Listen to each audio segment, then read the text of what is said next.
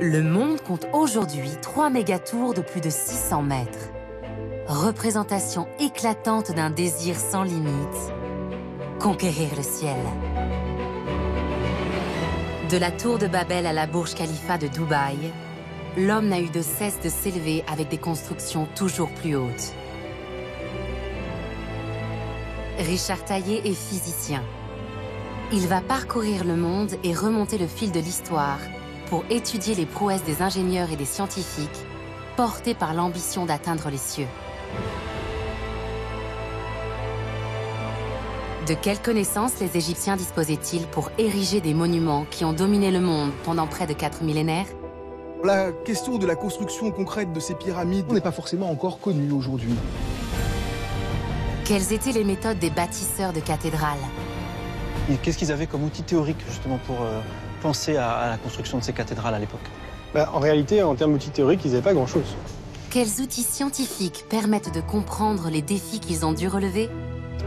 La plupart du temps, les ingénieurs s'inspirent de ces constructions médiévales pour mieux bâtir aujourd'hui. Cette structure qui monte à 300 mètres de hauteur et qui est le plus haut bâtiment du monde qu'on construit en 1889. En moins de 2 ans, pouf, on a vu cette tour monter dans le ciel parisien à l'étonnement de tout le monde. Richard Taillé s'interrogera aussi sur les innovations technologiques qui ont contribué à la course à la hauteur. Je m'attendais pas à voir un dispositif en bois là comme ça. Donc ça c'est un ascenseur en fait. Waouh. Comment les ingénieurs ont-ils développé des modèles scientifiques pour concevoir des monuments emblématiques? Quand vous commencez à dessiner une très grande tour, le problème numéro 1, c'est le vent.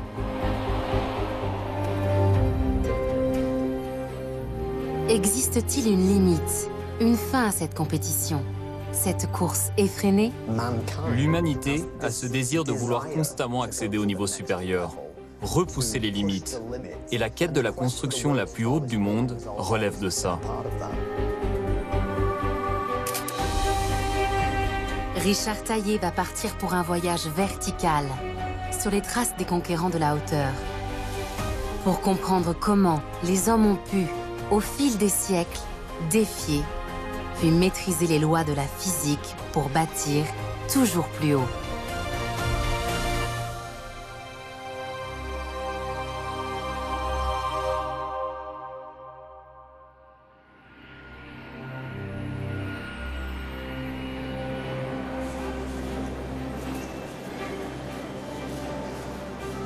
La première étape de son enquête sur la course à la hauteur emmène Richard Taillé en Égypte.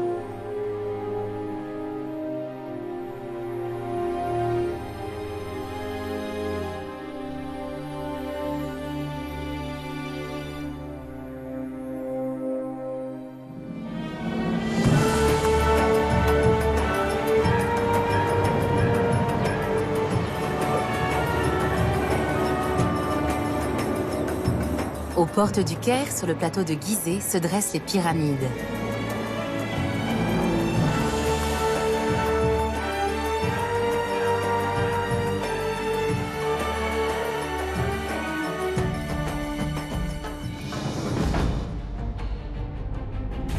Khéops, la plus grande, est restée la plus haute structure du monde pendant près de 4 millénaires.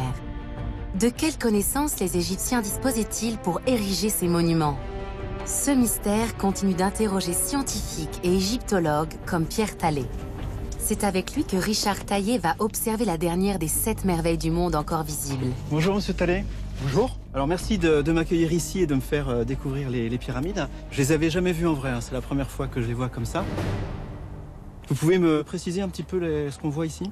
Alors oui, ce sont les 3 pyramides de Giza, donc les plus célèbres sans aucun doute, qui sont dans l'ordre chronologique, celle de Khéops, qui est tout à fait au fond de la série, ensuite celle de Képhren, et puis enfin la dernière qui est nettement plus petite, qui est celle de Mykérinos. Le tout a été construit autour de 2500 avant Jésus-Christ.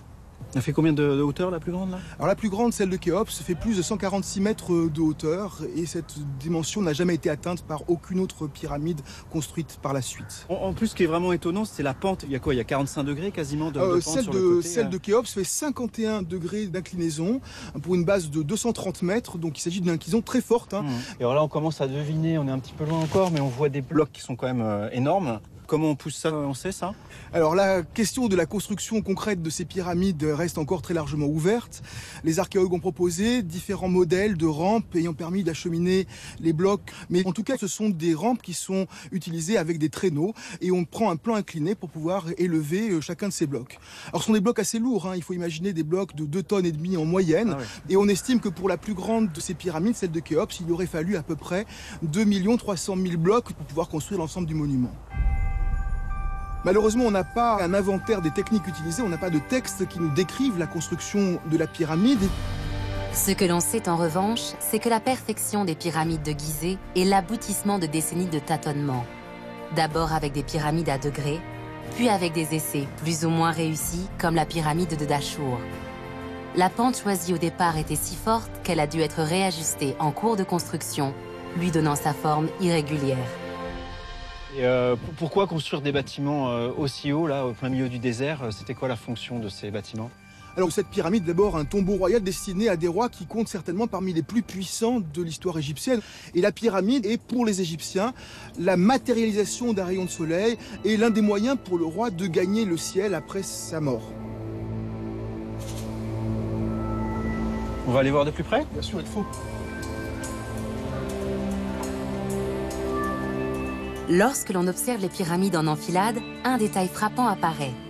Leurs pentes sont parallèles. Ce n'est évidemment pas dû au hasard, mais à un concept mathématique, la proportion. Un cas pratique qu'a étudié l'historienne des sciences Evelyne Barbin. On peut observer très facilement sur certains sites que toutes les pyramides ont la même pente. On l'observe tout simplement en remarquant que les bords sont parallèles. Donc ça veut dire que tout ça est pensé. Et on sait comment à partir de l'idée de proportionnalité. Et c'est grâce au papyrus Rhind qu'on peut comprendre comment les Égyptiens pouvaient construire les pyramides de manière à ce que leurs pentes soient identiques.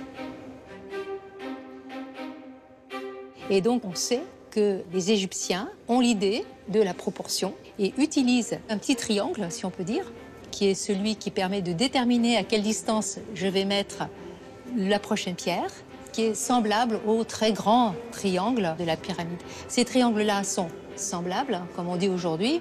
Il y a une similitude, et c'est cette similitude qui se retrouve dans tous les problèmes de pente de pyramide dans le papyrus Rhind.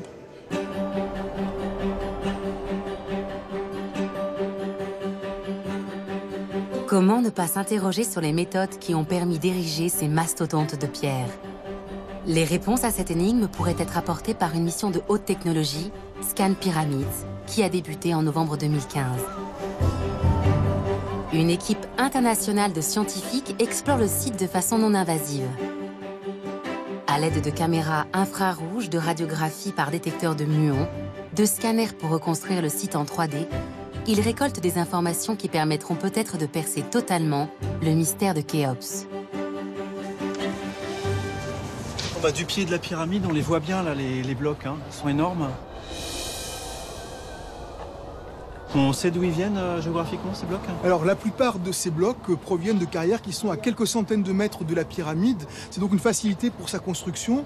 Et en contrebas de cette pyramide de Képhren, on a des immenses carrières où le sol d'origine a parfois baissé d'à peu près une trentaine de mètres, tellement on a prélevé de ces blocs. D'ailleurs, on a un peu l'impression d'être dans une carrière, hein. Les bords qui sont là-bas, oui, comme si on avait taillé des pierres. Le plateau a été systématiquement retaillé, nivelé, et c'est ce que l'on voit très très bien dans cet espace où a été aménagée la pyramide de Képhren.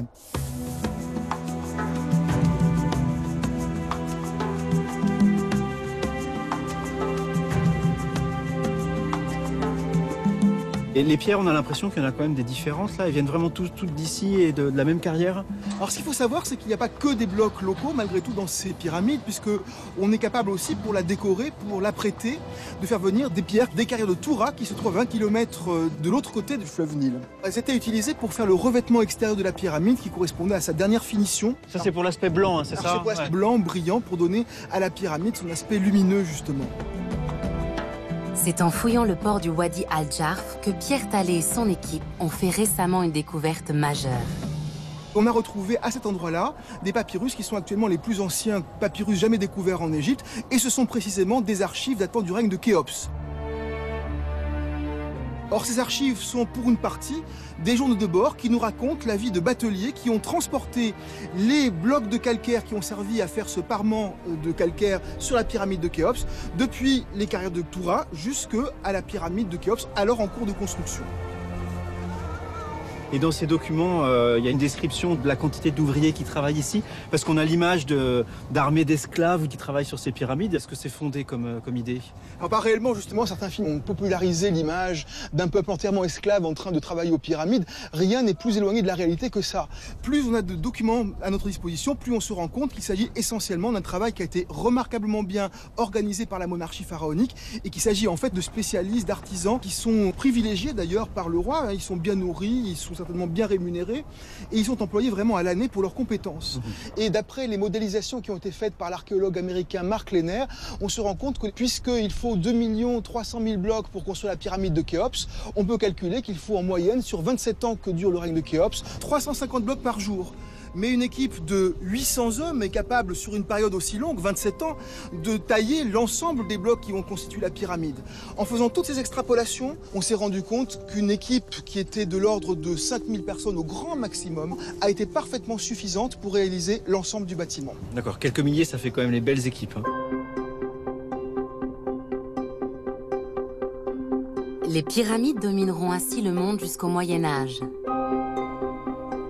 Et c'est sur un autre continent que la barre symbolique des 150 mètres va être franchie. En Europe, les tours et les clochers des églises se lancent à leur tour à l'assaut du ciel. Le développement du christianisme amorce autour de l'an 1000 un mouvement architectural, l'art roman. Le désir de verticalité est alors tout autant l'expression d'une foi que l'affirmation d'un pouvoir. Mais la volonté de construire grand et haut se heurte aux limites de la voûte romane. Pour monter un arc, les bâtisseurs mettent en place un échafaudage appelé cintre.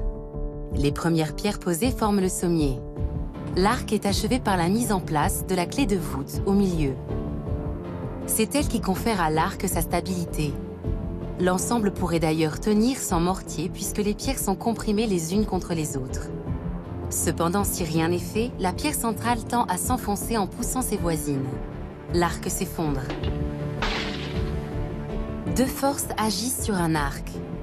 Une force verticale, due au poids, et une force horizontale, la poussée, qui écarte les piliers. Pour éviter un effondrement, il faut contrer ces poussées grâce au contrefort. La charge supplémentaire posée sur les reins de l'arc verrouille la forme et la stabilise.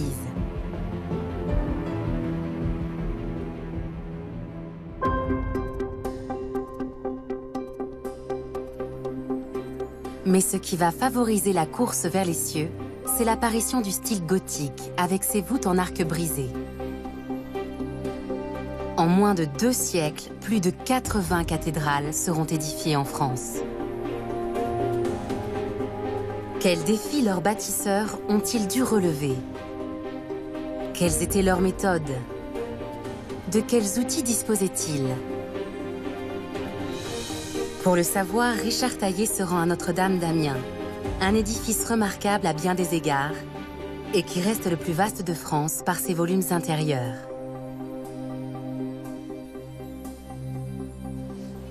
Bonjour, Richard. Arnaud, enchanté. Alors vous êtes médiéviste, historien, ingénieur. Tout à fait. Alors je ne sais pas si après toutes ces années vous êtes encore aussi émerveillé que moi, mais moi je trouve ça vraiment époustouflant, hein. Ah, on ne s'en lasse jamais. On découvre toujours quelque chose dès qu'on pose l'œil quelque part. Ouais. Il y a un détail qu'on n'avait pas encore remarqué.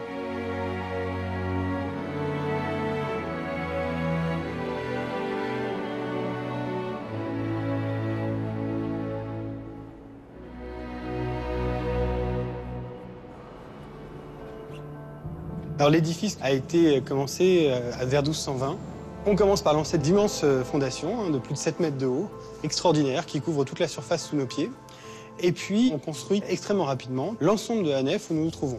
D'accord. Alors pour réaliser cet exploit, eh bien, on utilise des techniques de pointe et notamment les nouveaux progrès qu'ont apporté l'industrie médiévale en utilisant des procédés de sérialisation, en construisant, si vous voulez, à la chaîne. Un peu avant 1250, toutes les parties basses sont achevées. Puis ensuite, on est moins bien documenté pour les parties hautes, mais certainement que vers 1270, elles sont également terminées. Et alors là, on ne se rend pas forcément compte, là, quand on est en dessous, c'est grand, mais c'est grand comment? Ça fait combien de hauteur ici, là, à peu près? Alors à peu près 42 mètres 30. Donc 15 étages, on a... À peu près 15 étages. 15 étages, là, au-dessus de nous, là. Notre-Dame d'Amiens est un projet d'une ambition folle, sans équivalent à l'époque. Ce qui ne manque pas d'interroger Richard Taillé.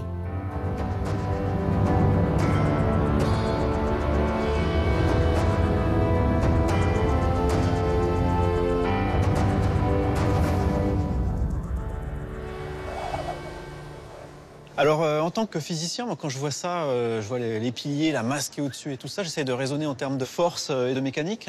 Mais j'imagine qu'au XIIIe siècle, ces notions n'étaient pas très bien connues d'un point de vue théorique. Qu'est-ce qu'ils avaient comme outil théorique, justement, pour penser à la construction de ces cathédrales à l'époque? En réalité, en termes d'outils théoriques, ils n'avaient pas grand-chose. Ça ne veut pas dire qu'au XIIe, XIIIe siècle, en Europe, les connaissances scientifiques soient inexistantes, mais simplement, elles sont fort peu diffusées. Et ce qui est certain, c'est qu'il n'y a pas d'école. Les choses se transmettent de père en fils, et puis l'homme de métier va faire un apprentissage de chantier en chantier. Donc, généralement, ce que possèdent comme bagage théorique les constructeurs, c'est une maîtrise du compas, de l'équerre, de la règle, un coup de crayon très sûr. Alors après, l'utilisation du bon matériau. On utilise la bonne pierre au bon endroit. D'accord, empiriquement Très empiriquement, simplement en la soupesant, on peut appréhender sa densité et on met les pierres les plus lourdes en bas, les plus légères en haut. Quand on fait des calculs un peu plus sophistiqués actuellement que ce qui était fait alors, on se rend compte que ces structures sont très très largement surdimensionnées dans un langage contemporain, parce qu'en fait elles n'étaient pas dimensionnées du tout, oui. Mais qu'en fait des piliers comme ça pourraient supporter peut-être 20 ou 30 fois la charge qu'ils portent actuellement. Peu de sources écrites permettent de connaître précisément l'art des bâtisseurs de cathédrales. Mais un homme du XIIIe siècle, maître d'œuvre et dessinateur, Villard de Honnecourt, a laissé un carnet exceptionnel d'une trentaine de pages, composé de notes et de croquis. Et alors, il nous offre énormément de méthodes qui nous traduisent un peu le savoir de l'homme de métier du XIIIe siècle. Et donc ces carnets, c'est 30 pages de ça, en fait, de petits... Alors non, c'est extrêmement variable. Là, par exemple, Villard nous présente un oiseau mécanique, une machine pour recéper les pieux sous l'eau. Ici, il va nous montrer comment on fait un cadran solaire. Rien à voir, donc. Rien à voir. Ici, il va nous présenter comment on fait un pont. Voilà, c'est aussi simple que ça, faire un pont, ça tient en 2 lignes et demie. Et moi, je suppose qu'un échafaudage de cathédrale pour venir construire des voûtes, ça ressemble à ça. Car le problème technique, finalement, entre construire un tablier au-dessus d'une rivière ou construire une voûte au-dessus d'un vide, est à peu près le même. D'accord. Et donc, c'est certainement à cela que pouvaient ressembler ces grands échafaudages de cathédrales. Donc, le fait même que ce carnet soit tout à fait anarchique dans sa présentation traduit bien cette absence de formation académique. La diversité des problèmes qu'il aborde montre également tout le panel des compétences et du savoir de l'architecte médiéval. Et il ne représente que des choses signifiantes. Le truc. C'est vraiment un schéma, en fait. Voilà, c'est un schéma de la petite astuce, du petit plus qu'il a vu à tel ou tel endroit et qu'il peut conserver comme un aide de mémoire. Peu ou pas d'outils théoriques. Quant aux outils de construction comme le fil à plomb ou la corde à 13 nœuds, il reste d'une étonnante simplicité au regard de l'ampleur et de la complexité de ces vaisseaux de pierre. C'est au tour de Richard Taillé de les utiliser. Bon, on va essayer un de ces outils rudimentaires, entre guillemets. On va faire un angle droit avec la corde à 13 nœuds. 13 nœuds. Et on va faire un triangle de côté, 3 unités. 1, 2, 3. 4 unités ici. 1, 2, 3, 4. Et là. Voilà. Alors ça, si on fait de la géométrie sur une feuille de papier, un triangle qui a ces proportions-là, il est rectangle ici.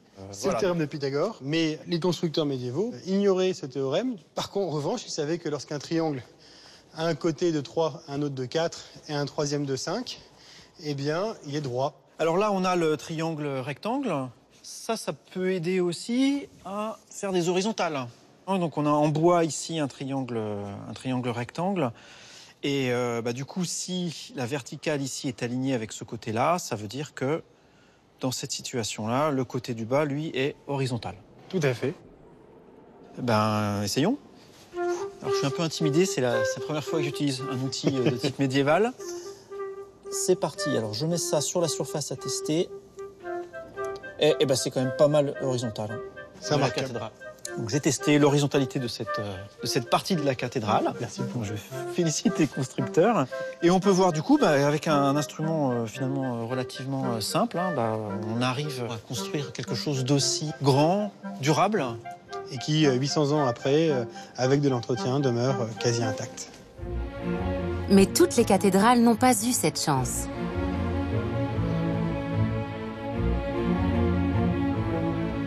À quelques kilomètres de là, Saint-Pierre de Beauvais a connu une histoire mouvementée. Elle aurait dû être la cathédrale la plus haute du monde. Mais le projet de ses bâtisseurs s'est heurté aux limites imposées par les lois de la physique, la laissant inachevée.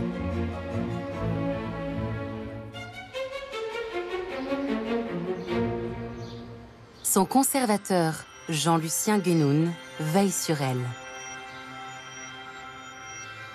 Voilà, donc ici on entre dans la cathédrale par l'entrée qui aurait dû être l'entrée principale, si la nef avait été construite. Et on découvre l'ampleur de ce vaisseau, avec en face de nous le cœur le plus haut de l'architecture gothique. L'évêque de Beauvais, qui a décidé de la reconstruction de la cathédrale en 1225, souhaitait que ce soit la cathédrale la plus magnifique, la plus haute, la plus vaste de la chrétienté. Et donc on a une hauteur sous voûte qui est de 48,50 m, ce qui est la plus haute voûte jamais construite.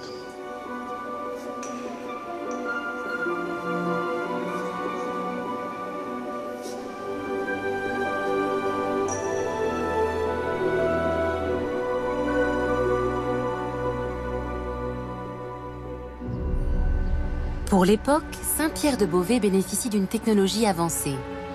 Elle est armée de fer. Il vient renforcer ses voûtes et la corseter grâce aux tirants métalliques. Mais cette précaution va s'avérer insuffisante. Alors, ce chœur a quand même subi aussi des aléas, puis il est terminé en 1270. 50 ans de construction, donc. Voilà. Okay. Et en 1284, il y a la rupture de quelques arcs-boutants extérieurs qui provoque la chute de quelques voûtins. Donc ce n'est pas un effondrement complet, mais néanmoins par précaution, on reconstruit en incluant une pile nouvelle centrale dans chaque travée. Oui, d'accord. C'est pour ça que c'est tout petit en espace, d'accord. Qui fait qu'on a ajouté 3 nouvelles piles au milieu des piles du XIIIe siècle. D'accord. Chaque arche est donc divisée en deux et soutenue par un pilier supplémentaire.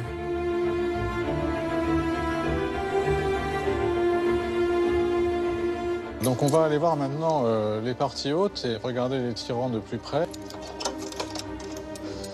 Ah ouais, escalier bien reçu. En haut de les 3 colimaçons, Richard Taillé va avoir le privilège de découvrir les terrasses, d'habitude inaccessibles aux visiteurs. Voilà. Ah ouais. On est sur le déambulatoire ici, okay. Et son retour sur le transept. Je pense qu'on a une bonne vision ici de ce qu'était l'architecture du XIIIe siècle de la cathédrale et en même temps des différences de structure entre la structure d'origine du XIIIe siècle et puis la reconstruction qui a eu lieu au XIVe siècle. Donc on voit bien cette pile de contreforts ici d'arc-boutants qui est très effilée, qui offre une large prise au vent. Et puis une pile ici qui est traitée de manière cruciforme, elle est un petit peu moins large, mais qui permet d'éviter le mouvement dans ce sens-ci. On a vraiment quelque chose qui résiste dans toutes les dimensions. Donc a priori, là, plus solide, moins de prise au vent, voilà, plus stable. Plus stable, voilà, tout à fait. Donc si on avance, on voit bien ici la structure des tirants. C'est toutes les barres de fer là qui sont. Ce sont les barres de fer qui sont destinées à liaisonner cet ensemble pour que s'il y avait un mouvement, tout soit retenu. D'accord. Ça rigidifie un peu. L'important, c'est la continuité de la chaîne. En fait. D'accord. C'est-à-dire qu'un seul ne suffirait pas, il faut vraiment jusqu'au bout. Pour parfaire l'édifice aux dimensions déjà exceptionnelles, il est doté 300 ans plus tard de la flèche la plus haute de la chrétienté. On érige donc ici, au-dessus de nous, une tour lanterne et au-dessus, une flèche en bois ornée de plomb. La quête de hauteur a été poussée jusqu'aux limites de la construction par rapport aux techniques de l'époque. On est monté à 153 mètres de hauteur. Donc ça fait 3 fois la hauteur de ce qu'on voit là. Hein. Voilà, ouais, tout à fait. Ce qui était gigantesque et qui faisait qu'on voyait la cathédrale depuis les environs de Paris. Hein. Donc cette structure, dès qu'elle est érigée, il y a des fissures qui apparaissent. Ah oui. Elle est achevée en 1570, mais tout de suite on mandate des experts et tous disent qu'il faut absolument construire rapidement la nef ou des contreforts. Pour consolider le tout. Tout à fait. Et puis on décide de lancer le chantier de contrebutement en 1573. Et malheureusement, quelques semaines après le démarrage du chantier, il était trop tard pour intervenir. Donc l'ensemble s'effondre presque à la verticale, un peu comme l'effondrement des Twin Towers à New York. Hein. Quelque chose qui tombe comme ça. Ce qui fait on va peut-être se décaler du coup. Ce qui fait que les dégâts sont relativement minimes. Vous voyez, 1575, on a déjà rebâti ça. 1577. Ah oui, il y a la date là, oui, d'accord. Donc, on referme très vite et cette fois-ci, on fait une voûte en bois qui pèse beaucoup moins. Donc, le choix ici est vraiment sécurité. D'alléger l'ensemble. L'évolution de la construction gothique, avec ses succès inimaginables et ses catastrophes spectaculaires, fait l'objet d'études dans de nombreuses universités, y compris outre-Atlantique.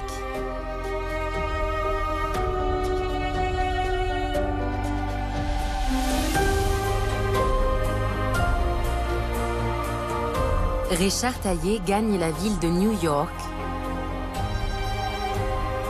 Il va rencontrer des chercheurs de l'Université de Columbia qui, avec des outils scientifiques modernes, s'intéressent de très près aux cathédrales françaises qu'ils ont toutes recensées.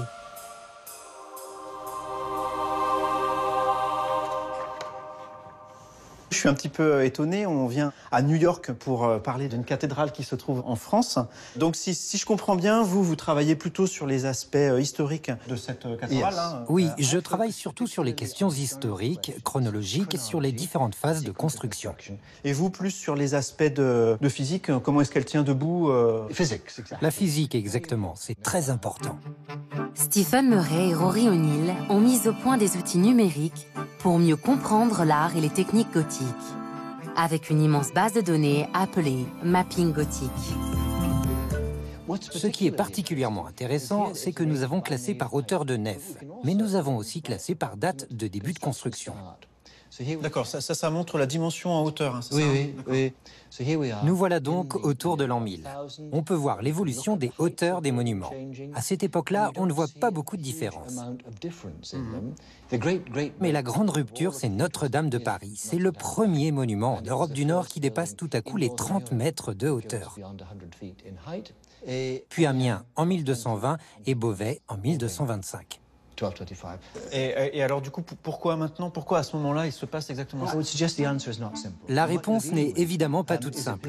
En fait, cette rupture se fait au moment où le clergé, les évêques, commencent à recevoir beaucoup d'argent de la production agricole, de la production industrielle et des échanges commerciaux. Alors ils se mettent à construire des monuments très élevés comme Amiens ou Beauvais. Ces villes qui ont tout à coup un surplus d'argent avec un certain niveau de stabilité économique, elles ont en plus la possibilité de produire massivement des vêtements, par exemple. Il n'y a plus qu'à s'inspirer de cette technologie pour produire également de façon massive des pierres. Finalement, ce sont les moyens financiers qui ont permis de développer la technologie pour construire ces monuments. Pour expérimenter en temps réel les défis des constructeurs de cathédrales, Rory O'Neill a développé une simulation numérique, un jeu de construction scientifique. L'idée ici est d'essayer d'imaginer de manière intuitive les défis auxquels étaient confrontés les constructeurs. Ils n'étaient pas sûrs de la façon dont les blocs allaient se comporter jusqu'à ce qu'ils soient mis en place. Ici, on peut les positionner beaucoup plus rapidement avec la simulation car chaque bloc se comporte comme il le ferait en vrai. On a la possibilité de varier la taille des blocs et de changer leur agencement en temps réel. Là, alors qu'on essaye de faire gagner de la hauteur à la structure, nous avons la même force qui pousse vers l'extérieur, avec ceci qui tente à tomber et à pousser tout le reste vers l'extérieur. Parce que les colonnes sont plus grandes, elles résistent moins bien à cette contrainte. Et donc, la quête de la hauteur ici est limitée par la capacité d'agrandir la voûte.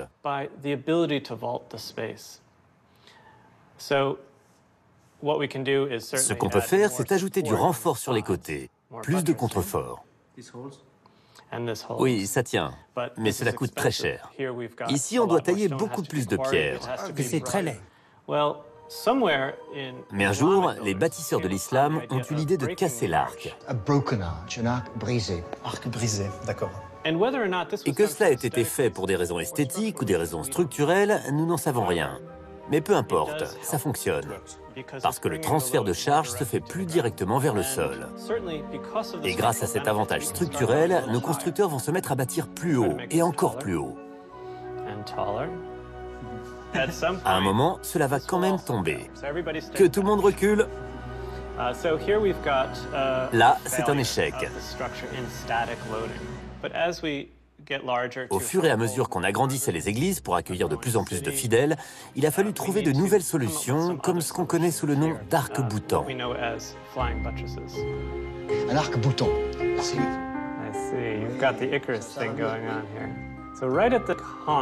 Pile au milieu de l'arc, c'est là que les forces agissent le plus. Pas à la base, ni au sommet.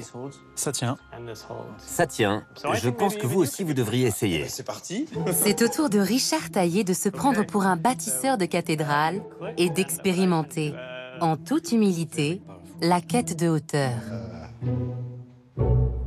Et avec moi, enfin, je voudrais pas être désagréable, mais avec moi, ça tient. Oh là, ok, bon, là j'ai parlé un peu trop vite. Celle-là, elle tient pas très longtemps. Je suis un mauvais architecte. On passe du temps avec les étudiants à leur dire qu'il faut faire pour comprendre. Et là, bah voilà, on fait des cathédrales. Ça tient ou ça tient pas, mais en tout cas, on voit un peu mieux comment est-ce que ils ont pu imaginer tout ça, quoi. Même les ingénieurs d'aujourd'hui apprennent de ces structures parce que leurs simulations ne sont pas aussi précises que ces bâtiments. La plupart du temps, les ingénieurs s'inspirent de ces constructions médiévales pour mieux bâtir aujourd'hui. Pendant encore plusieurs siècles, la course à la hauteur va rester l'apanage du sacré. Ainsi, les plus hautes cathédrales du monde, Ulm 161 mètres et Cologne 157 mètres, toutes deux en Allemagne, ne seront achevées qu'au XIXe siècle, au moment où débute la révolution industrielle.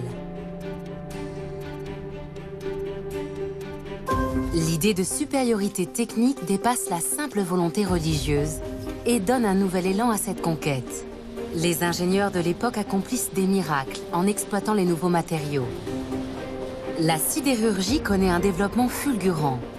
Le fer et la fonte d'abord, puis l'acier, vont s'imposer comme les métaux rois de la construction. Bientôt vont naître les premiers gratte-ciel, à la faveur d'un épisode tragique.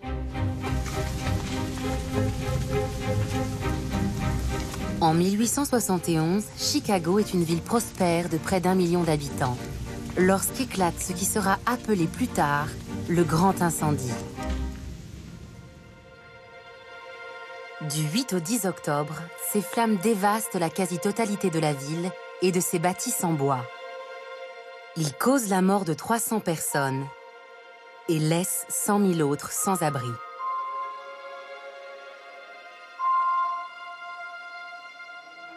Pour dramatique qu'il fut, cet épisode va donner à Chicago l'occasion d'accomplir une véritable révolution technologique.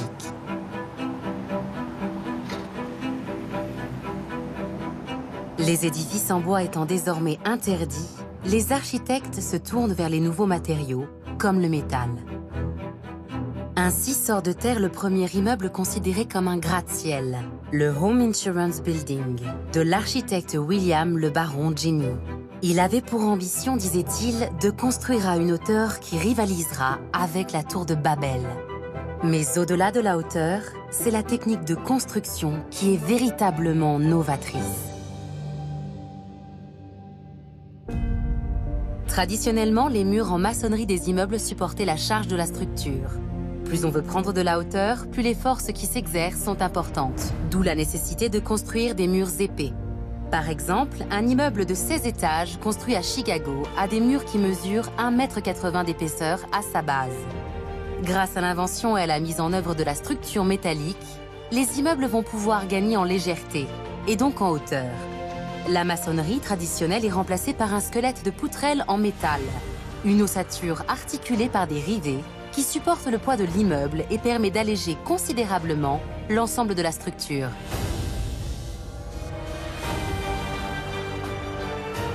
Grâce à cette nouvelle technique, les hommes vont pouvoir repousser les limites dans leur conquête de la hauteur. De quoi nourrir leurs ambitions et entretenir une vive rivalité qui prend son essor aux États-Unis. Rien de cela n'aurait été possible sans une invention cruciale, l'ascenseur.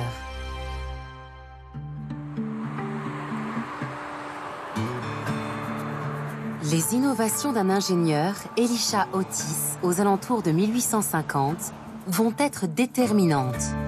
Ah, ben voilà, la tour de test. Pour mesurer à quel point ce procédé fut révolutionnaire, Richard Taillé se rend dans le centre de recherche d'Otis, dans le Connecticut. 28e. Et il va se livrer à une expérience historique. Bienvenue. Bonjour, merci. Richard. Mon nom est Rick. Vous devez porter un casque et des lunettes de sécurité. De quoi j'ai l'air? Superbe. Très bien. Je ne m'attendais pas à voir un dispositif en bois, là, comme ça, au milieu de cette grande tour. Donc ça, c'est un ascenseur, en fait. C'est un vrai ascenseur. En 1853, les ascenseurs étaient utilisés pour monter les marchandises. Si la corde cassait, la plateforme pleine de marchandises tombait, endommageant le matériel. Elisha Otis, qui était ingénieur, suggéra alors qu'il y avait sûrement un moyen d'empêcher la plateforme de tomber.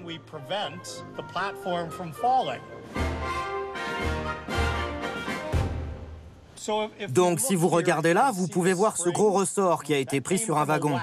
Ah d'accord, donc en fait, il a pris quelque chose qui existait déjà. Là. Le ressort, c'était utilisé dans les trains, donc. Ce que Elisha Otis a développé, c'est une façon d'arrêter la chute de la plateforme si la corde se rompt. Vous voulez essayer? C'est parti. Ok. Faites monter la plateforme. Donc le système pousse ces deux barres vers l'intérieur. Okay. Quand on va dire « couper la corde », la tension va se relâcher. Ça va alors pousser les deux barres dans l'écran et bloquer tout le système. Et donc stopper la chute. 2, 1, couper la corde. Wow. Je l'ai senti dans les genoux. I felt it on the knees. Exactement. Du coup, là, maintenant, on est en train de tenir sur la sécurité, en fait. Vous pouvez voir que la corde a été coupée. On est donc désormais soutenu par deux tiges, retenues par l'écran. Donc en 1853, quand Elisha Otis demande à ses assistants de couper la corde, la plateforme s'arrête net. Il enlève alors son chapeau et salue l'assistance en déclarant « Sain et sauf, messieurs ». 4 ans après cette éclatante démonstration, les premiers passagers rassurés inaugurent l'ascenseur qu'Elisha Otis installe à New York. Depuis cette époque, la technologie a heureusement beaucoup évolué. Dans ce centre de recherche, les différents composants des ascenseurs subissent de très sévères tests de qualité et de sécurité. Ah bah ça, c'est la salle des tortures, c'est ça? Oui, tout à fait. C'est ici que nous envoyons des pièces d'ascenseur pour les mettre à l'épreuve. Ici, on les teste dans des conditions extrêmes, semblables à celles où on les installe. Atmosphère corrosive, température frôlant les 85 degrés dans un air saturé d'humidité. Les pièces d'ascenseur sont soumises à rude épreuve. Prenez la Burj Khalifa à Dubaï, par exemple, où la température peut être très élevée et où c'est très humide.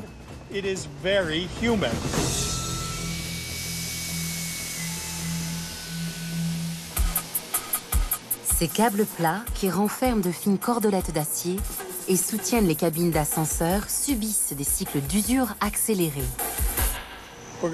On va tester sa résistance dans une de ces machines qui va l'étirer jusqu'à ce qu'il casse. Tout ça pour comprendre ce que l'usure des câbles va provoquer sur la solidité des brins d'acier que vous voyez là, à l'intérieur.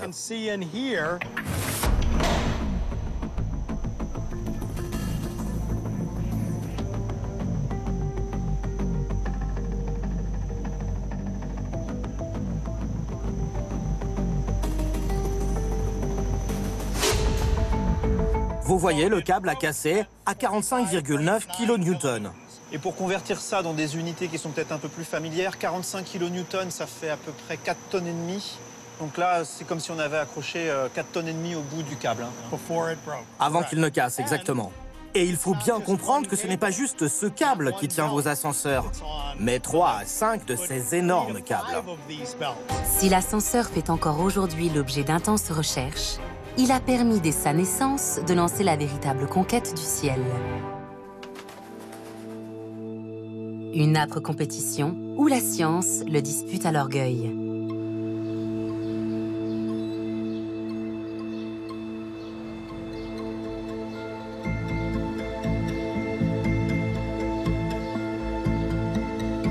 Cinq ans avant l'exposition universelle qui doit marquer le centenaire de la Révolution française, naît dans la tête de Gustave Eiffel et de ses ingénieurs le projet d'une tour de 300 mètres, censée représenter la puissance retrouvée du pays et susceptible de faire rayonner son savoir-faire technique.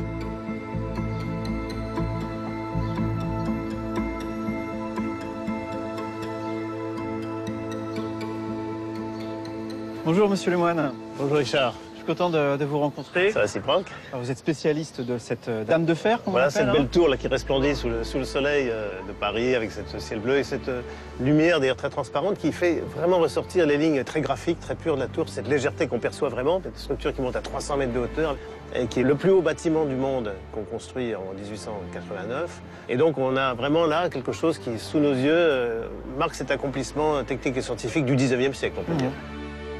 Et cette tour Eiffel, là, comment est-ce qu'elle a été conçue? Est-ce que c'était une idée d'Eiffel et un projet qu'il avait lui?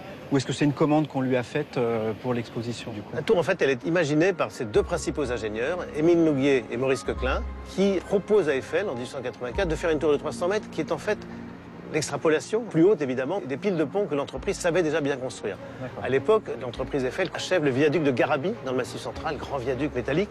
Et au fond, le principe du pylône de viaduc, eh bien, et là, il est monté à 300 mètres de hauteur. Et Eiffel comprend assez vite que cette invention, cette proposition de ses ingénieurs, il sait pouvoir le faire. Et ce sera évidemment à la fois le clou de l'exposition de 1889, mais en même temps le couronnement de sa carrière. Et quelque chose qui lui assurera peut-être la postérité. Et ça a été le cas, puisqu'on l'appelle toujours notre chère Tour Eiffel. Ouais, ouais. Voilà. On va la voir, du coup? On va la voir de plus près, on va voir pourquoi il y a cette arche, pourquoi cette structure, comment elle se déploie.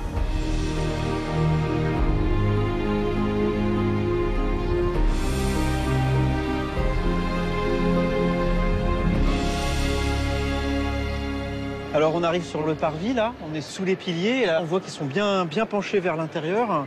Comment est-ce qu'on commence à construire avant qu'il y ait le premier étage? Comment est-ce que ça tenait? Le challenge, c'était d'abord de démarrer la tour. Donc au début, on a commencé par faire des fondations. On a creusé, on va même creuser sous le niveau de la Seine, sous le niveau de la nappe. Donc pour ça, on va utiliser des caissons qu'on va remplir d'air comprimé pour chasser l'eau, pouvoir creuser jusqu'au bon sol, pour pouvoir construire des fondations en maçonnerie, en pierre. Et on est parti ensuite avec les piliers qui étaient obliques. Donc pour les tenir, évidemment, sinon ils seraient tombés, on a mis des échafaudages en bois, tout simplement, comme on faisait à l'époque des cathédrales, même chose. On est parti avec les 4 piliers qui ont commencé à monter. Le point crucial, c'est quand on arrive au niveau de la jonction de la ceinture du premier étage. Parce que n'oublions pas qu'on assemblait des tôles percées de trous qui devaient exactement s'ajuster pour qu'on puisse ensuite mettre les rivets. Donc c'est vraiment une affaire de millimètres. Toutes ces pièces métalliques étaient fabriquées à quelques kilomètres d'ici, à Levallois-Perret. On assemblait ensuite ces éléments, les uns avec les autres, par des rivets posés sur place. La moitié des 2 500 000 rivets qui composent la tour ont été posés dans l'usine de Levallois-Perret. Et ensuite, c'était une espèce de mécano géant qui permettait l'assemblage progressif de la tour.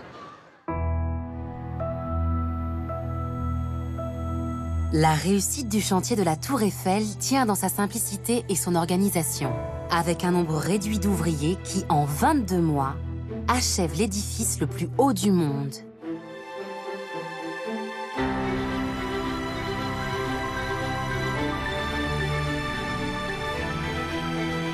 Je suis pas sûr qu'aujourd'hui, on a montré beaucoup plus vite. En moins de 2 ans, pouf, on a vu cette tour monter dans le ciel parisien, fou, à l'étonnement de tout le monde. Bon, bah, on va la voir d'en haut, voir ce que ça donne. On va monter. Pour atteindre le sommet de la tour, il faut grimper 1665 marches. Entre le 2e et le 3e étage, Bertrand Lemoine et Richard Taillé empruntent l'escalier interdit au public.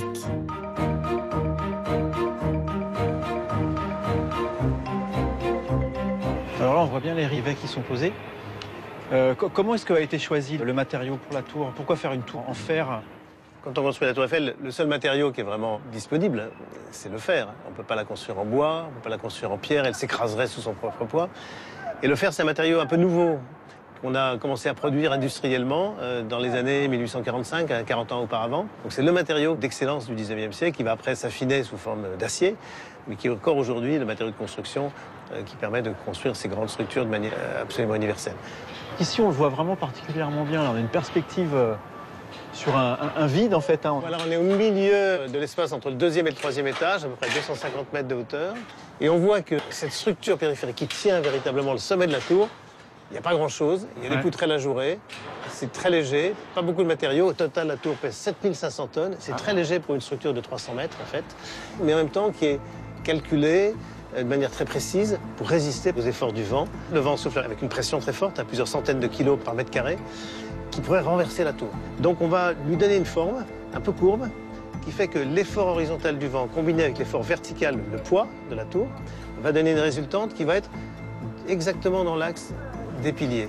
Donc c'est pas une forme qui est issue de l'imagination d'un architecte, mais c'est une forme issue d'un calcul mathématique, en quelque sorte. C'est une forme qui est issue de l'épure mathématique et qui va en même temps donner évidemment son identité graphique à la tour. Parce qu'elle est justement inspirée par la science, par le résultat même des études scientifiques, et non pas par les règles classiques de composition architecturale. D'accord. Dès juin 1889, les visiteurs de la tour peuvent s'élever vers le sommet en toute sécurité grâce aux ascenseurs, véritable prouesse technique pour l'époque. Voilà, on est parti en route. Donc là, on monte tout en haut, un 3e étage. Du 2e au 3e étage. C'est vraiment étonnant, hein, c'est du vide partout. Hein. Et ce vide, petit à petit, devient encore plus vite, si j'ose dire, parce que la structure va se concentrer autour de la cage de l'ascenseur.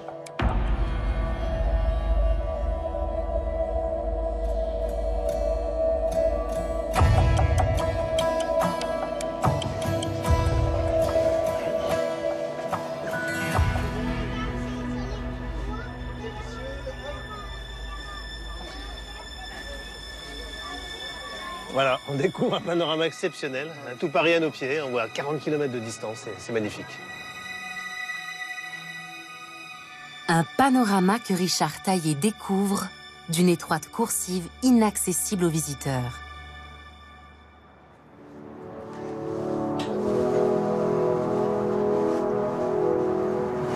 Alors là, donc, en 1889, les Parisiens pouvaient être là, comme nous, avoir le même point de vue que nous. Hein.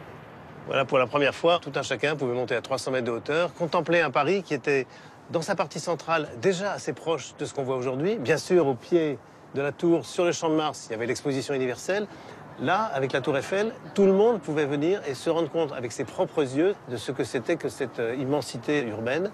Et là, il y avait vraiment une nouveauté, non pas réservée à quelques heureux élus, mais que 2 millions de personnes, par exemple, ont pu découvrir en 1889. Et les gens n'avaient pas peur de monter ici sur cette grande tour en fer? C'était une expérience quand même assez inédite. On n'a pas l'expérience de la montagne aussi, peut-être de l'altitude. Donc je pense qu'il y avait beaucoup de gens qui devaient avoir le vertige. Mais c'était aussi une manière de conjurer peut-être sa peur que de monter sur la tour, dire voilà, je suis en sécurité à 300 mètres sur une petite plateforme, finalement pas très grande, avec pas beaucoup de métal autour, et qui permet de montrer que moi je pense que ça va tenir parce que je pense que j'adhère en quelque sorte à cette idée du progrès qui était quand même très très fortement partagée à l'époque par l'ensemble des citoyens. En tout cas, moi je me sens en sécurité sur cette plateforme-là. Pas de problème, pas peur de tomber.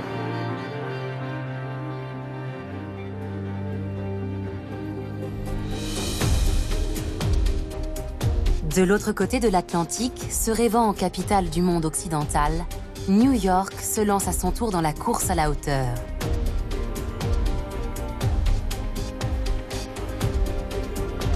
Le coup d'envoi est donné en 1894 avec le Manhattan Life Insurance Building, qui franchit les 100 mètres. Premier véritable gratte-ciel new-yorkais, il inaugure une longue série qui continue encore de nos jours.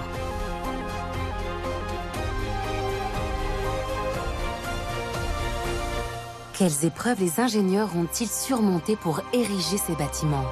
Quelles nouvelles techniques ont-ils employées? Richard Taillé explore New York en compagnie de l'historienne Mosette Broderick et s'arrête sur une icône de la ville, le Flatiron Building.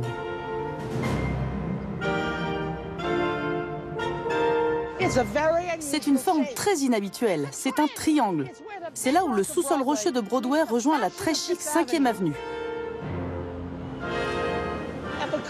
À cause de son emplacement étrange, on l'appelle le Flatiron Building. Il a la forme d'un fer à repasser. Mais on pourrait tout aussi bien l'appeler la part de gâteau. Une très grande part de gâteau. Mais ça n'a pas dû être du gâteau à construire, j'imagine. Non, non, non, ça a été un cauchemar pour les ingénieurs.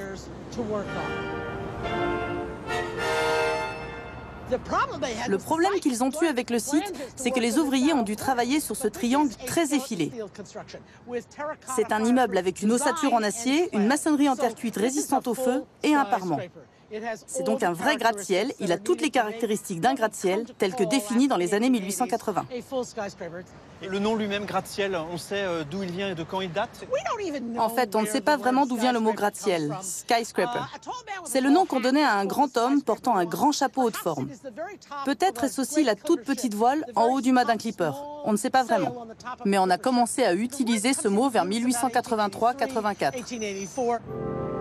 Au-delà de sa forme, c'est son emplacement qui rend le Flatiron unique. Et il existe une bonne raison à cela. C'est un immeuble commercial, le premier construit au-delà du quartier de l'hôtel de ville de Wall Street. Le premier construit dans cette partie de la ville. Et pourquoi ici? Parce que c'est là que la roche affleure à nouveau.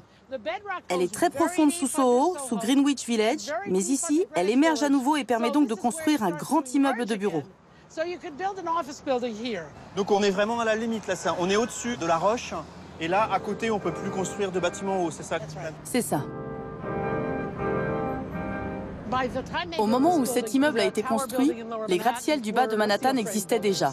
Mais parce qu'il a été construit justement ici, où se trouvaient les dames, les nourrices avec les landaux, c'est le premier que le commun des mortels a eu devant ses yeux. Et c'est ce qui en fait, selon lui, le premier gratte-ciel de New York. Dès le début du XXe siècle, chaque banque, journal, compagnie d'assurance veut son gratte-ciel. Il s'agit de faire rayonner son nom et d'asseoir sa réputation par un symbole indépassable. Ainsi sortent de terre des buildings rivalisant de hauteur, jusqu'à ce que l'un d'entre eux vienne dominer le monde, et pour longtemps. Nous sommes sur la 5e avenue. La 34e rue est là. Et juste ici se trouve l'Empire State Building, le plus haut building du monde pendant des décennies.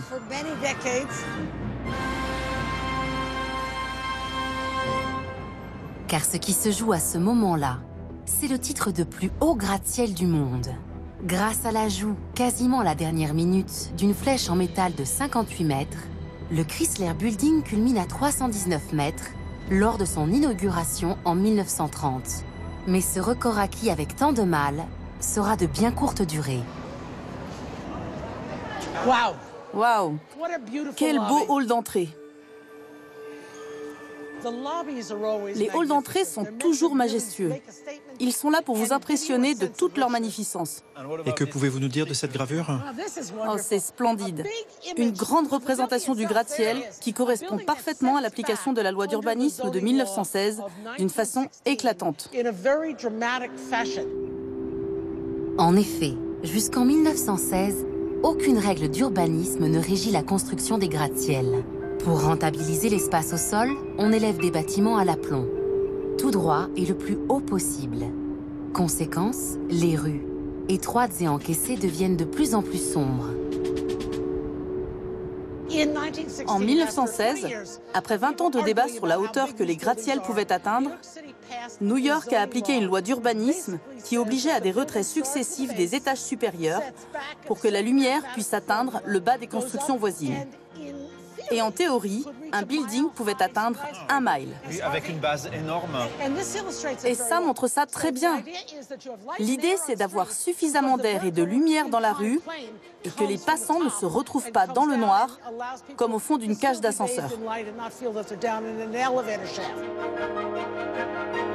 L'Empire State Building, avec sa silhouette si particulière, est le modèle ultime de l'application de la loi de 1916. Et il va être érigé au rythme effréné de 4 étages et demi par semaine. C'était un cauchemar de construction. Et vous voyez ces ouvriers au-dessus du vide, au milieu du ciel.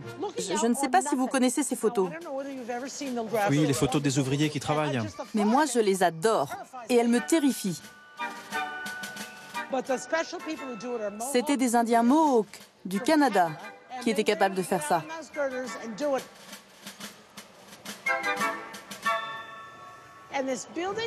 Le gratte-ciel a été achevé en 18 mois et inauguré le 1er mai 1931. Il était prêt en un temps record et ce fut un flop. L'échec commercial de ses débuts n'a cependant pas empêché l'Empire State Building, du haut de ses 381 mètres, de rester le gratte-ciel le plus haut du monde pendant 4 décennies.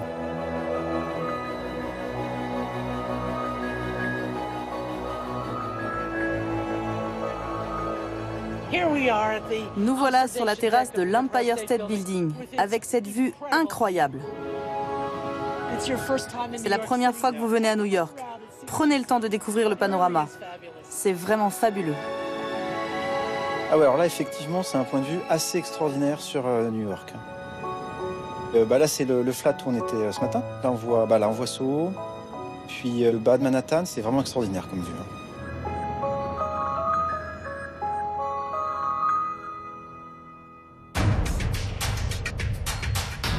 Une des particularités de l'Empire State Building est d'être principalement construit en béton. Un matériau produit des innovations du 19e siècle qui remplace peu à peu la brique et la terre cuite.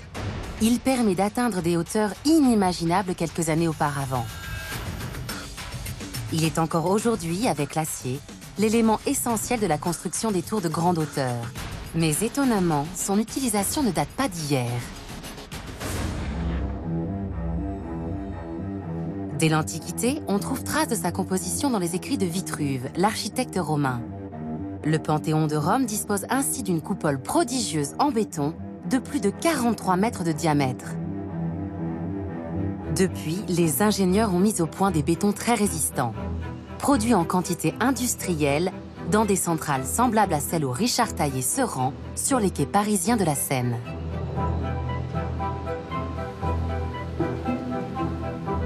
Bonjour, Richard. Robert, enchanté. Robert Leroy va révéler à Richard Taillé les secrets du béton. Nous avons ici les 4 ingrédients minimum pour fabriquer du béton. Un liant, ici du ciment, du sable et du gravillon. Il manque quelque chose. Il manque quelque chose, l'eau. Donc il faut de l'eau. Il y a une réaction chimique entre la poudre de ciment et l'eau. On dit souvent qu'il faut que le béton sèche, mais en réalité, il y a un phénomène de prise et de durcissement, et on va dire que le béton prend. On est arrivé à faire en gros 1 litre de béton, c'est ça? Oui. Un camion, ça fait 7 mètres cubes. Oui. J'imagine qu'on ne fait pas ça dans une brouette. Oui, alors évidemment, tout ça c'est mécanisé et il y a des outils de fabrication qui ont été inventés, des bétonnières et des malaxeurs. Ce sont des grandes cuves à l'intérieur desquelles tournent des pales qui viennent brasser le mélange et l'homogénéiser très rapidement. C'est-à-dire en 40 secondes, on a fabriqué 1 ou 2 mètres cubes de béton.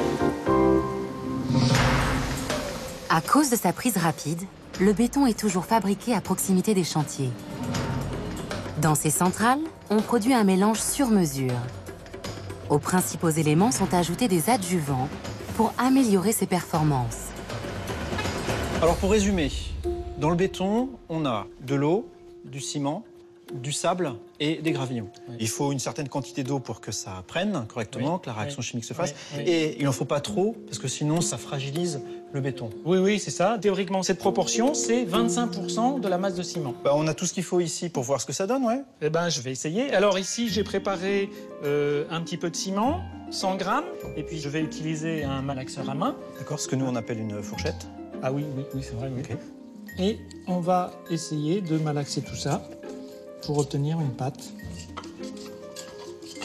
Ah ouais, ça ressemble plus à une pâte de petit déjeuner. Ah, c'est tellement dur que je crois que ma fourchette est cassée. Ça casse la fourchette. J'ai quelque chose qui est très pâteux. Donc ça, c'est pas possible à couler. On peut pas le couler dans les coffrages. La plupart des bétons, et notamment les bétons ordinaires, sont réalisés avec beaucoup plus d'eau. C'est-à-dire 50 à 60% de la masse de ciment. Or, seule une partie de cette eau va réagir avec le ciment et le reste va finir par s'évaporer et ça va laisser des trous, de la porosité dans le matériau. Et cette porosité amoindrit la résistance du béton.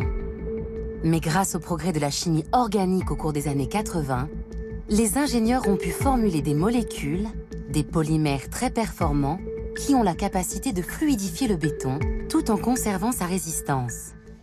Démonstration avec l'ajout d'un super plastifiant. Voilà. On voit bien que la consistance change. On a séparé les grains de ciment, comme la farine du gâteau qui reste agglomérée. On a enlevé les grumeaux, quoi. Et là, je vois que c'est beaucoup plus liquide. Super. Donc là, on est prêt à faire un coffrage. C'est typiquement une pâte qui permet de réaliser un béton de haute performance. Et donc, il s'utilise comme ça, le béton? Alors non, dans les constructions et en particulier dans les immeubles et les immeubles de grande hauteur, le béton est toujours renforcé par des armatures d'acier. Donc ça, c'est ce qu'on appelle le béton armé? Oui. Plus une tour s'élève, plus elle est soumise à des forces importantes. Forces de compression, de traction, de flexion, de torsion et de cisaillement. Exercées notamment par le poids de la structure sur elle-même ou par des vents pouvant dépasser 200 km/h. Soumises à des contraintes trop violentes, les tours peuvent fléchir d'un côté, se balancer d'avant en arrière, se tordre sur elles-mêmes et finir par s'écrouler. Il faut donc les bâtir avec des matériaux capables d'amortir ces mouvements. Utilisé seul, le béton peut endurer des efforts de compression importants, mais sa résistance aux efforts de traction est faible. L'acier, lui, résiste très bien à la traction et à la compression.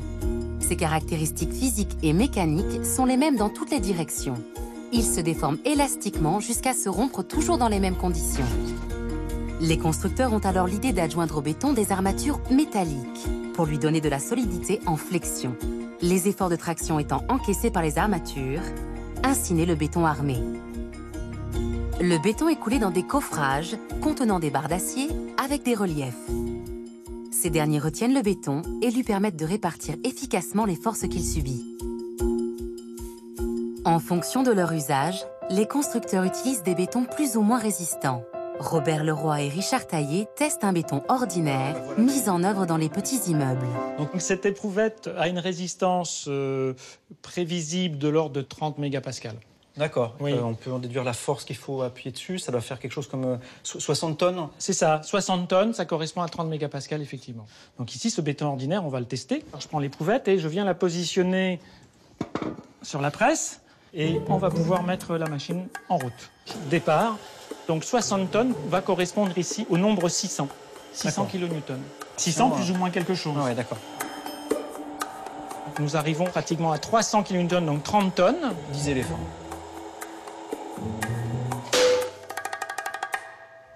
Ça fait un petit pouf.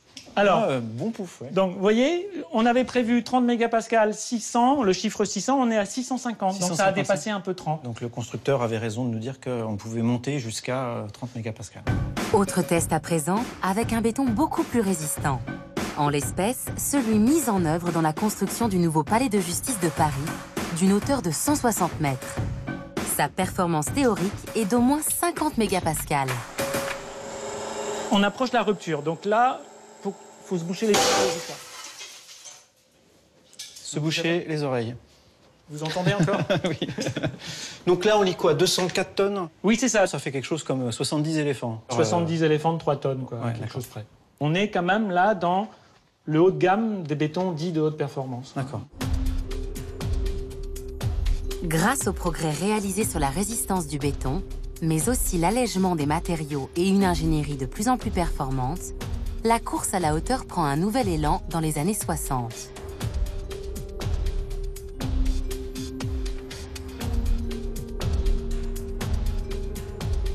Les villes nord-américaines et européennes multiplient les constructions de tours. La Sears Tower de Chicago atteint 442 mètres grâce à une solution inédite. En accolant plusieurs tours de hauteur différentes, il est possible à la fois d'alléger la pression du vent sur l'édifice et de répartir les charges pesant sur la structure. Parallèlement, l'urbanisation s'intensifie. On estime qu'en 1800, 2% de la population mondiale vivait en ville. En 2050, ce chiffre dépassera les 80%, d'où le besoin de construire en grand nombre des tours toujours plus hautes, alors que l'espace disponible réduit. Les États-Unis généralisent le gratte-ciel et l'exportent, se faisant dès lors dépasser par l'Asie et le Moyen-Orient. En Asie, Shanghai, Singapour, Taïwan, Kuala Lumpur érigent chaque jour de nouvelles tours. Hong Kong détenant le record avec plus de 1250 gratte-ciel.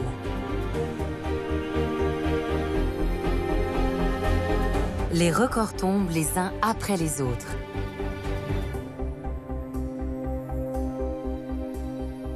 Cette prolifération de tours connaît une croissance exponentielle. Il a fallu 135 ans pour développer les 50 premières super tours. Nous entendons par super tours les bâtiments de très grande hauteur, dépassant les 300 mètres, alors que les 50 super tours suivantes ont émergé en moins d'une décennie. Le rythme de développement est donc incroyablement rapide et massif. Toutefois, les hauteurs ont atteint de tels sommets que nous avons jugé le terme super tour insuffisant pour décrire les hauteurs extrêmes atteintes. C'est pourquoi nous avons créé le terme mégatour pour les bâtiments dépassant les 600 mètres. À l'heure où nous parlons, il y a déjà 3 mégatours achevés dans le monde.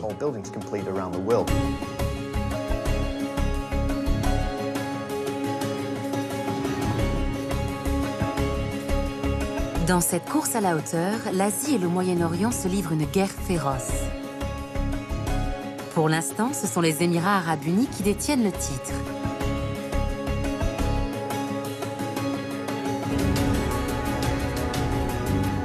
L'ultime étape de son enquête emmène Richard Taillé à Dubaï.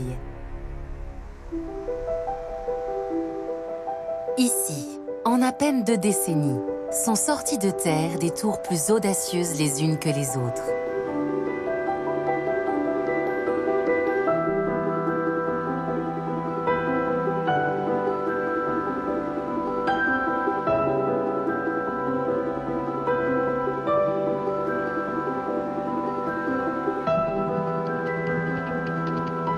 Et c'est là que Richard Taillé découvre la plus grande construction jamais édifiée par l'homme.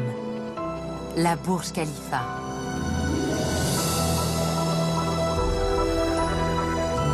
« 828 mètres de béton, d'acier et de verre, construits en seulement 6 ans. Un défi à l'entendement, aux lois de la physique et de la nature.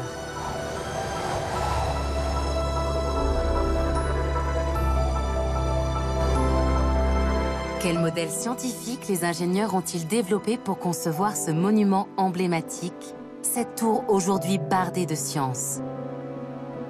Richard Taillé a obtenu l'autorisation exceptionnelle d'accéder au cœur de la tour afin d'en découvrir les secrets.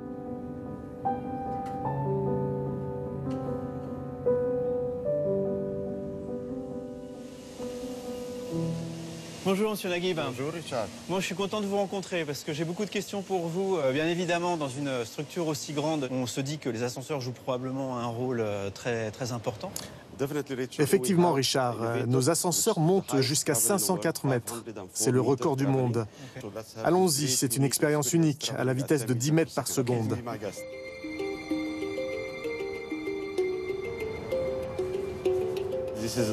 Il y a un double deck, c'est-à-dire qu'il y a 2 cabines d'ascenseur, l'une au-dessus de l'autre, qui desservent 2 étages à la fois.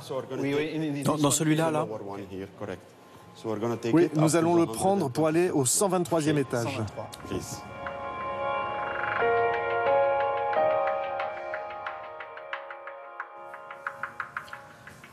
Bon, il y a 2 boutons. Fermeture des portes. Étage 123.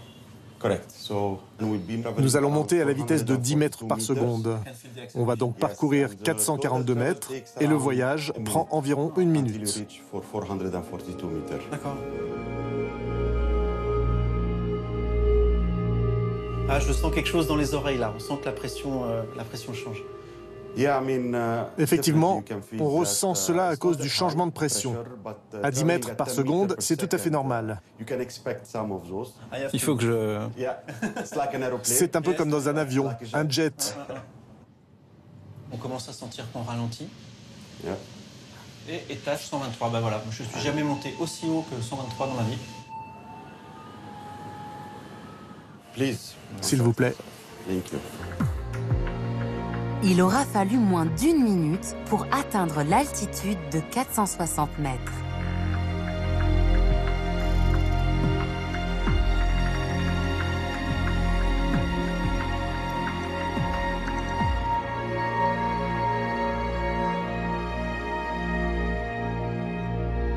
La tour la plus haute du monde est un véritable concentré de technologie. Elle est en permanence sous surveillance depuis une salle de contrôle souterraine que Richard Taillé va découvrir.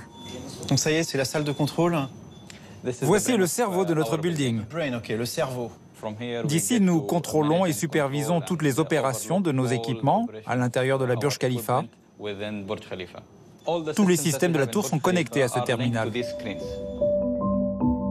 Alimentation électrique, air conditionné, mouvement de la structure. Tout ici est observé et vérifié pour assurer la sécurité de cette ville verticale.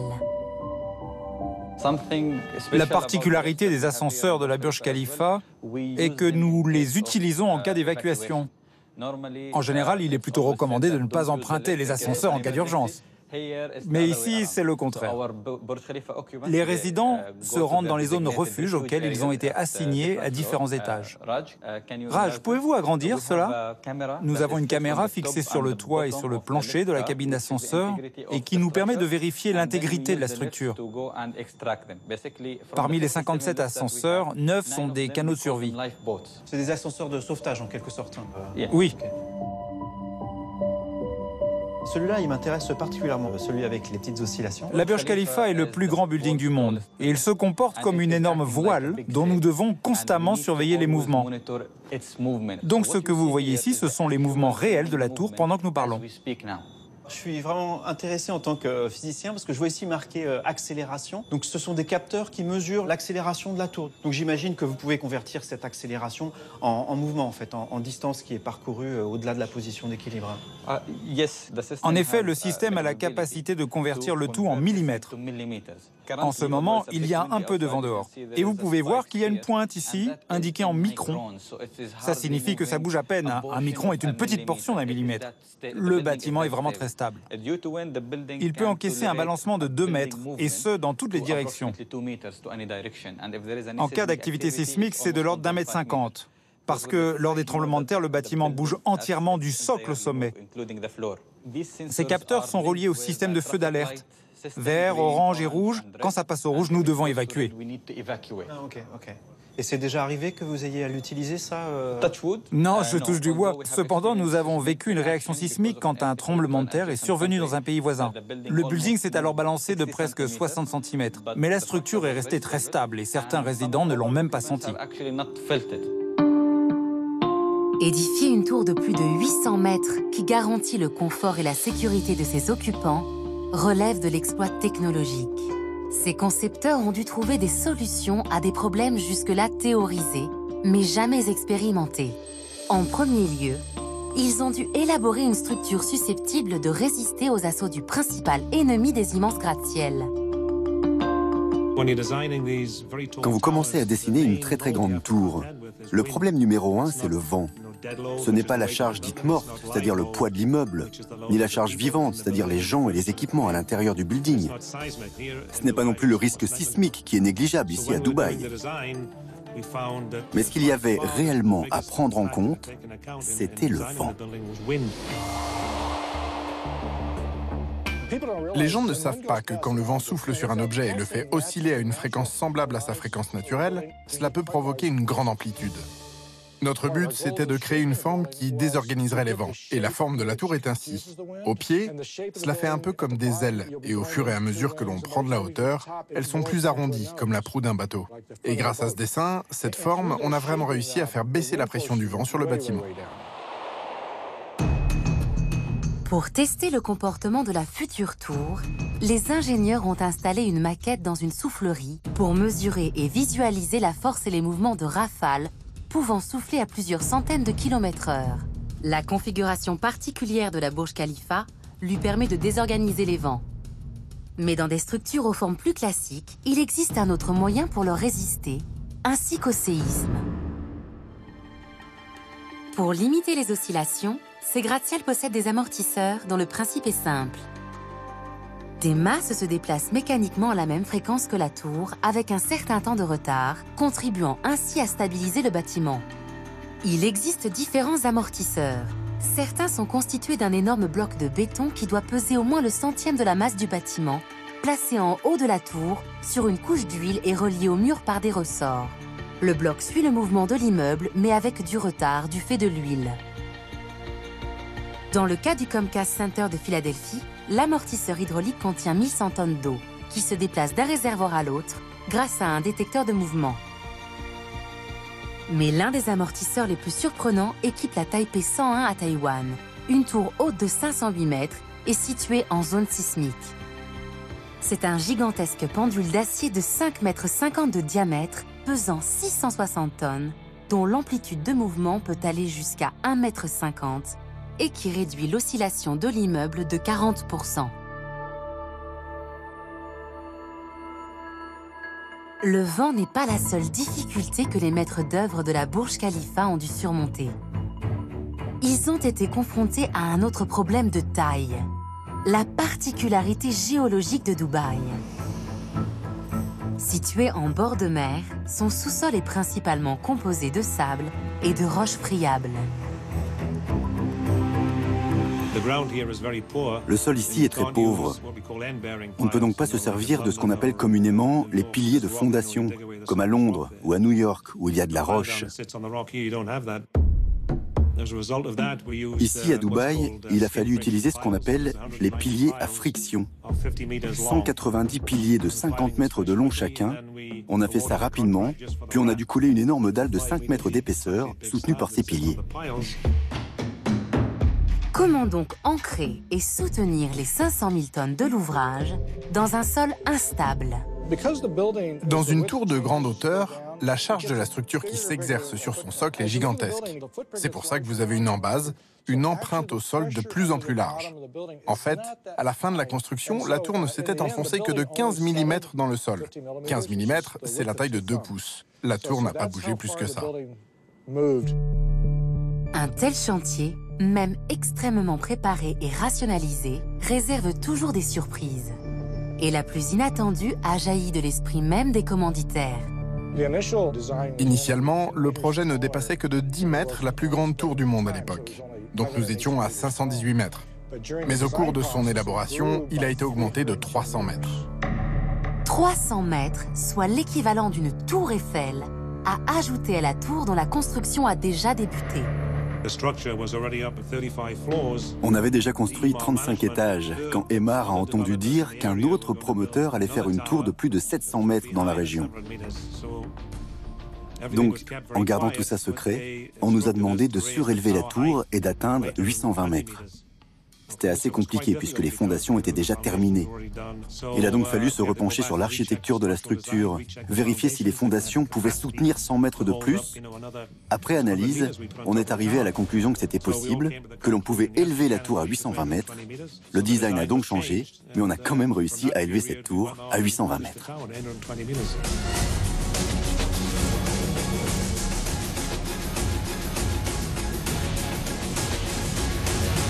Pour rehausser la tour à la limite de l'imaginable, les ingénieurs ont dû résoudre un défi majeur.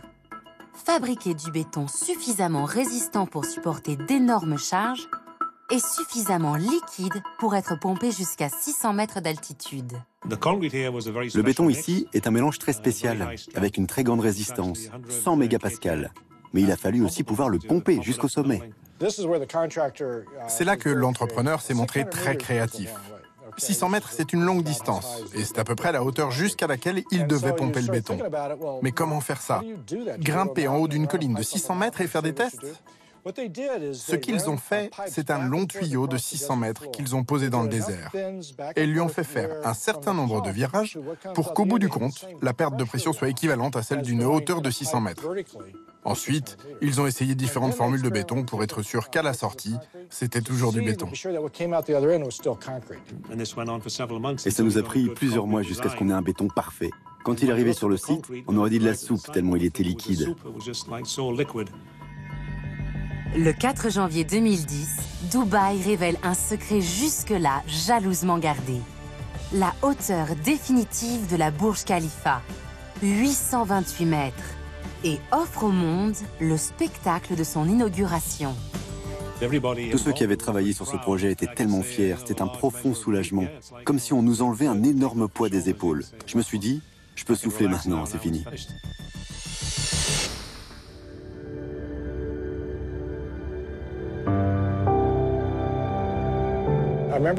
Je me souviens, le lendemain matin, en me réveillant, j'ai regardé la tour.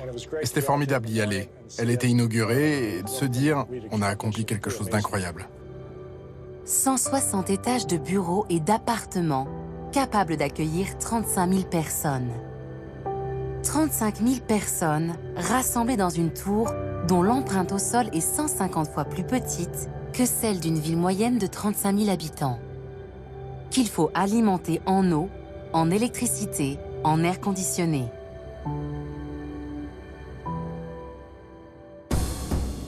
Dans le dédale des sous-sols de la Burj Khalifa sont terrées de gigantesques installations techniques. Nous allons maintenant dans le cœur du building, dans l'échangeur thermique. Nous utilisons presque 52% de notre énergie pour refroidir le building pendant ces grandes chaleurs. Derrière, c'est la pièce principale. Ce circuit compte 34 km de tuyaux. En cas de pic, il fournit un refroidissement équivalent à celui de 10 000 tonnes de glace pilée. Vous savez, nous sommes dans une région très chaude. Refroidir est ici vraiment quelque chose d'essentiel. Nous ne pouvons pas nous permettre d'avoir la moindre panne dans cette zone en particulier.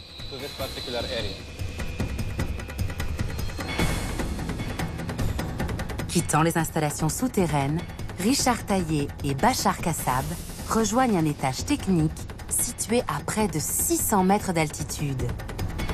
En effet, un des postes majeurs de la tour est bien sûr l'électricité. En cas de pic, c'est comme si 360 000 ampoules de 100 watts s'allumaient simultanément. Alors on est au 155e étage ici, hein, c'est ça? Ici, c'est la plus haute sous-station électrique du monde, à environ 580 mètres. Nous détenons d'ailleurs un record Guinness mondial pour ça. En gros, nous avons 11 sous-stations électriques dans la Burj Khalifa. En effet, nous ne pouvons pas simplement envoyer le courant dans les étages, sinon nous aurions des câbles trop larges et trop imposants. Nous avons donc différentes sous-stations dotées de transformateurs. Répartis sur 11 étages, ces énormes transformateurs permettent de faire passer le courant à haute tension aux 220 volts délivrés par les prises électriques. Juste pour comprendre le problème, vous dites qu'il y a plusieurs transformateurs le long de la tour pour éviter les pertes, mais c'est la même situation dans une rue. En fait, je ne comprends pas ce qui différencie une tour comme ça d'une rue comme ça. La Burj Khalifa est une ville entière, verticale, mais ce n'est pas une rue. En conséquence, nous avons besoin d'un voltage et d'un ampérage plus important. D'accord, je comprends. C'est une question de puissance. There's a lot of power. Yes, that's lot. Ok, c'est très clair. La Burj Khalifa est la tour de tous les records, de tous les superlatifs. Si elle détient pour l'instant le titre de plus haute tour du monde, nul doute qu'il lui sera un jour ravi par un autre building. Déjà, la Kingdom Tower, qui devrait culminer à 1 km, est en construction à Jeddah, en Arabie Saoudite.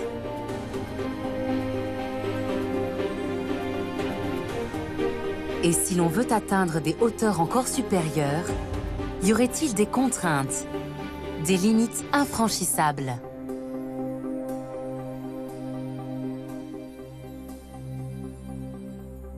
Quand vous faites une tour de 2 km de hauteur, ça revient à faire une espèce de tronçon d'autoroute. Si on veut franchir un cap, il faut se reposer la question des ascenseurs. C'est-à-dire les ascenseurs, il faut peut-être des méga ascenseurs, ce que j'appelle les autobus verticaux ou les rames de métro mais verticales. Ça me paraît un point important. Dans un gratte-ciel, vous voulez atteindre le sommet rapidement. Et ce qu'on remarque quand on va aussi haut très vite, c'est que la limite est dans nos oreilles. Le changement de pression, je dirais que c'est ce qui peut limiter la poursuite de la hauteur. Ériger une tour de plus d'1 kilomètre, c'est faire peser sur ses fondations une structure et des matériaux d'une masse gigantesque. Se pose alors la question de la base capable de l'asseoir sur le sol. La vraie question, c'est quelle est l'embase disponible? C'est-à-dire si on veut faire une tour de 2 km et avec 100 mètres de diamètre, les gens qui sont à l'extérieur de la tour, ils ont de la lumière, ceux à l'intérieur, ils donneront sur un patio central. Donc c'est-à-dire que les gens à l'intérieur de la tour, peut-être ne voient pas l'extérieur. C'est quand même tout à fait désagréable. Donc la contrainte la plus importante, finalement, c'est pas la stabilité, c'est pas la résistance, c'est le confort des occupants. Si votre ambition est de construire une tour de 2 miles de haut, de la même façon que notre ambition dans les années 60 était d'aller sur la Lune, c'est tout à fait possible en fait. Je ne crois pas qu'il y ait de limites technologiques qui nous empêchent de faire ça.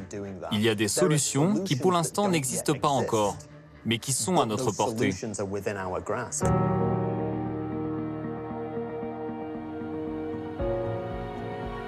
Certains architectes s'affranchissent des limites technologiques en imaginant des constructions futuristes.